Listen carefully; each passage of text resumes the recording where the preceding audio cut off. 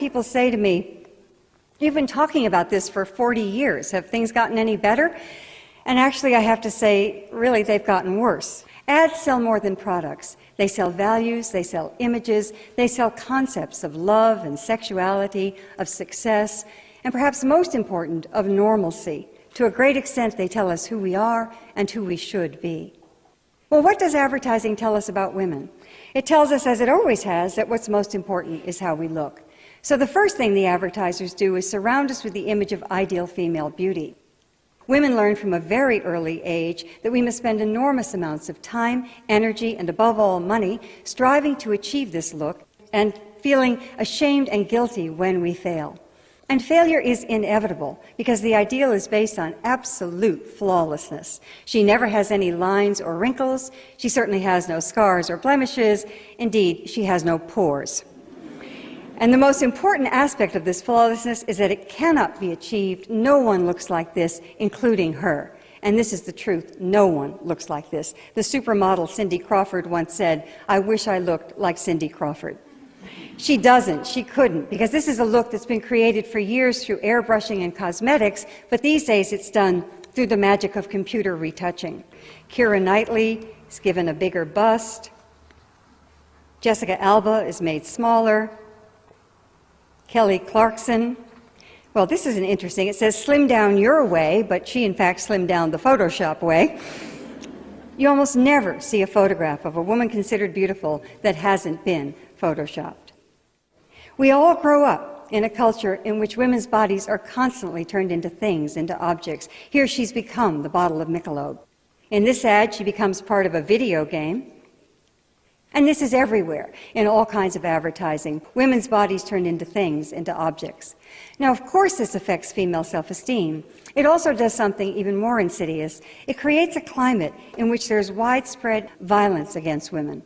I'm not at all saying that an ad like this directly causes violence. It's not that simple. But turning a human being into a thing is almost always the first step toward justifying violence against that person. We see this with racism, we see it with homophobia, we see it with terrorism. It's always the same process. The person is dehumanized and violence then becomes inevitable. And that step is already and constantly taken with women. Women's bodies are dismembered in ads, hacked apart. Just one part of the body is focused upon, which of course is the most dehumanizing thing you could do to someone.